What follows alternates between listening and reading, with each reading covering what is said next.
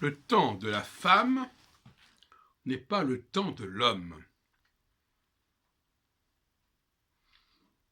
Et c'est une forme de jalousie que la femme éprouve envers l'homme du fait de sa facilité, son aisance de ses dons. Que l'on y songe.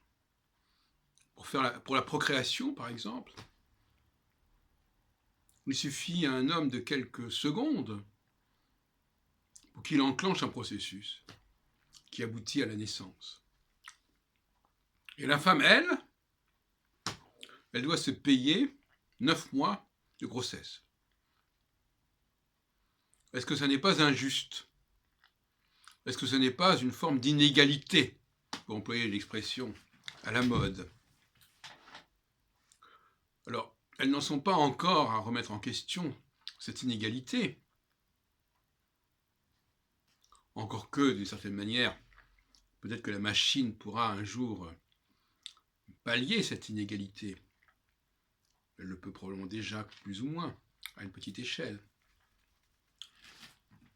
Mais dépassons le stade de la procréation pour aller vers le stade de la création, tout simplement.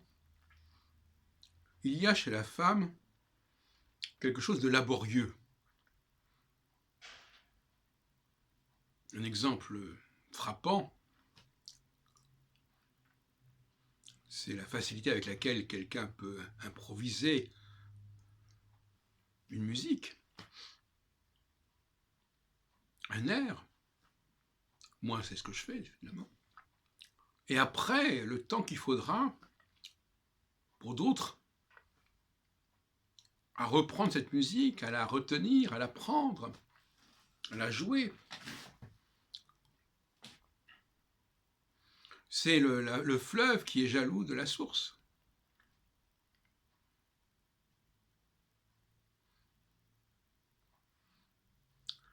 Il y a quelque chose de laborieux, de pénible dans la vie de la femme à ce sujet, en comparaison. Et je connais des femmes qui sont jalouses de cela, et qui ne supportent pas que les hommes n'aient pas le même rapport au temps qu'elles, notamment dans des entreprises où les gens se côtoient, en disant oui, mais pourquoi moi je veux être payé? Je vois pas pourquoi un homme serait payé plus cher qu'une femme pour le même temps de travail. Sauf que, comme on vient de le dire, le rapport de l'homme au temps n'est pas le même que le rapport de la femme au temps. Et que d'une certaine manière, en autant de temps, l'homme peut faire beaucoup plus de choses, peut enclencher, pas faire, parce que le mot faire nous piégerait,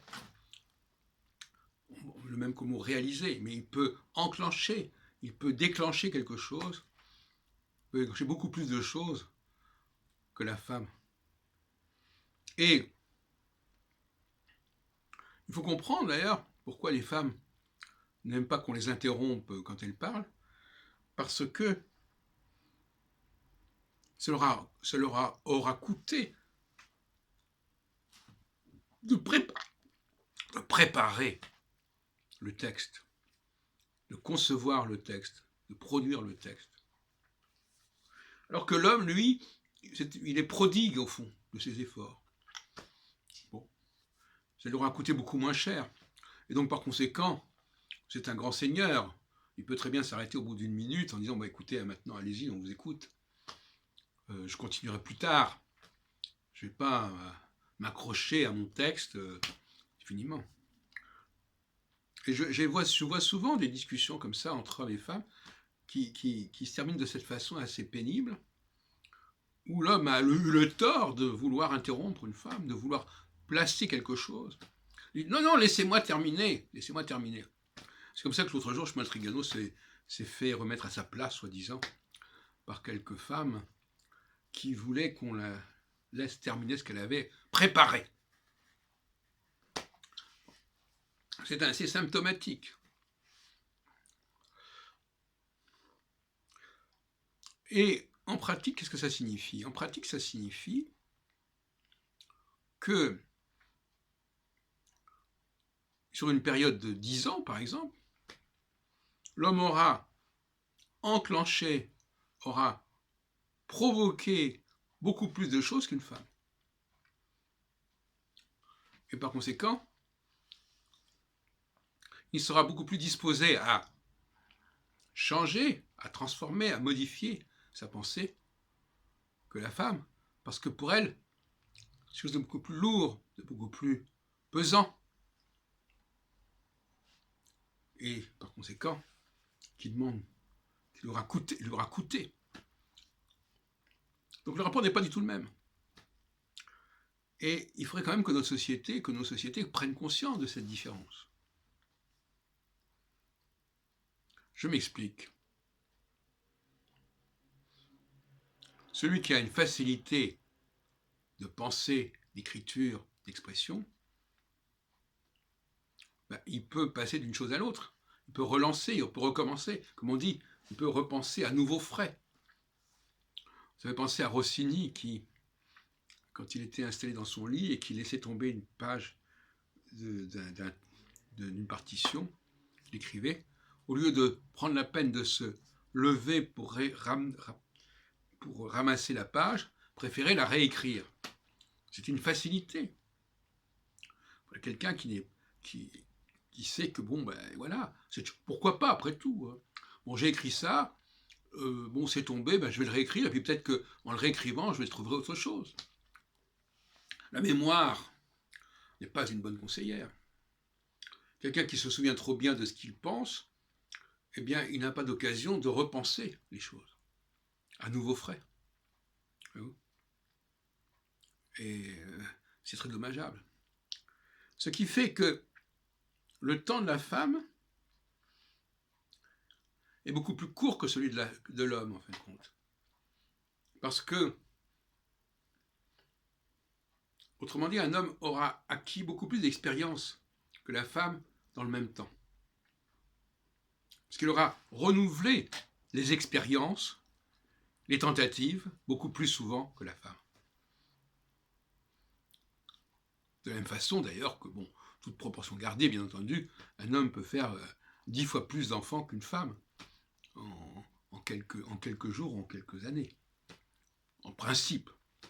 Mais vous voyez bien que, de toute façon, on a des inégalités effarantes. Alors donc, finalement, quand les femmes nous parlent d'inégalité, il y a une restriction mentale. Cette inégalité, elles savent très bien qu'elle est congénitale, qu'elle est irrémédiable. Et on peut la prendre par un bout, par un autre. Bon, mais globalement, qu'est-ce que qu'on y fasse? L'homme a une facilité à déclencher les choses, et à les repenser, et à les repenser encore, à les redévelopper, à le reconcevoir, alors que la femme, elle est beaucoup plus lente, et elle n'acquiert pas l'expérience de l'homme. Ce qui fait qu'elle est en retard au niveau de la maturation sur l'homme. Et au fond, elle n'arrive pas, même à 50 ans, à 60 ans, elle n'arrive pas à la maturité que l'homme acquiert à 20 ans ou 30 ans.